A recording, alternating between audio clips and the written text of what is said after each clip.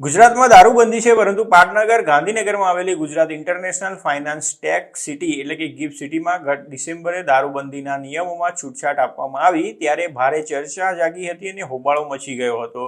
Gift સિટીમાં વિદેશી રોકાણકારોને આકર્ષવા માટે દારૂબંધીના નિયમોમાં છૂટછાટ આપવામાં આવી છે. જોકે સરકારનો નિર્ણય ગિફ્ટ સિટીનો ઉત્સાહ વધારવામાં નિષ્ફળ રહ્યો હોય તેવું લાગી રહ્યું છે.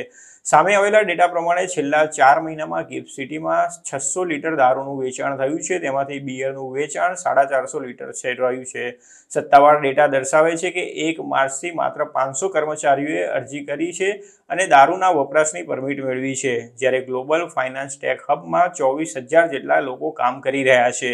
આ ઉપરાંત 1 માર્ચથી અત્યાર સુધીમાં ગિફ્ટ સિટીની હદમાં દારૂ પીવા માટે 250 વિઝિટરને પરમિટ આપવામાં આવી છે.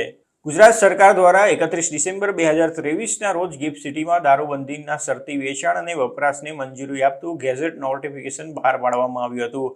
જોકે સૂત્રોએ જણાવ્યું હતું કે પોલિસીનો અમલ 1 માર્ચથી શરૂ થયો હતો. તેમાં વચ્ચેનો જે સમયગાળો હતો તે સમયગાળા દરમિયાન અરજીઓ મેળવવા અને અન્ય પ્રક્રિયા પૂરી કરવામાં ગયો હતો. પ્રોહિબિશન ડિપાર્ટમેન્ટે આ વર્ષે 1 માર્ચથી દારૂના વેચાણ અને વપરાશના ડેટાનું સંકલન કરવાનું શરૂ કર્યું હતું.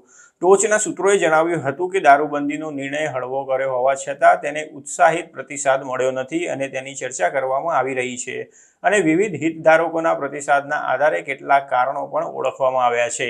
ગિફ્ટ સિટીમાં દારૂબંધીના નિયમો હળવા હોવા છતાં દારૂનું વેચાણ અને વપરાશ ઓછો જોવા મળ્યો છે અને તેનું ટોચનું કારણ છે તેની ઊંચી કિંમત. ગિફ્ટ સિટીની હદમાં વેચાતા દારૂની કિંમત રાજ્યભરની પરમિટની દુકાનોમાં ઉપલબ્ધ દારૂની કિંમત કરતાં 3 ગણી વધારે છે. બીજું કારણ છે કે ગાઈડલાઇનનો એક નિયમ. ગાઈડલાઇનના આ નિયમ પ્રમાણે ગિફ્ટ સિટીમાં રોકાણ દરમિયાન યજમાન એટલે કે ગિફ્ટ સિટીના કર્મચારીએ દરેક વખતે મહેમાન સાથે હાજર રહેવું જોઈએ. સૂત્રોનું કહેવું છે કે આ નિયમ પણ અવરોધક સાબિત થયો છે, કેમ કે લગભગ તમામ કર્મચારીઓ વ્યસ્ત પ્રોફેશનલ છે અને તેઓ મહેમાન પાછળ વધારે સમય ફાળવી શકે તેમ નથી.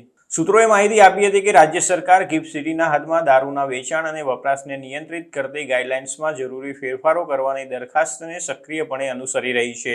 રાજ્ય સરકાર વિશ્વભરમાંથી અને દેશના અન્ય રાજ્યોમાંથી મોટી સંખ્યામાં ગિફ્ટ સિટીમાં કામ કરતા કર્મચારીઓને કાર્યકારી વાતાવરણ પૂરું પાડવામાં આવે તે સુનિશ્ચિત કરવાનો ઇરાદો ધરાવે છે અને એક સાહસિક પગલામાં રાજ્ય સરકારે ગયા વર્ષે 23 ડિસેમ્બરે જાહેરાત કરી હતી કે ગિફ્ટ સિટીમાં દારૂના વપરાશને મંજૂરી આપવામાં આવશે.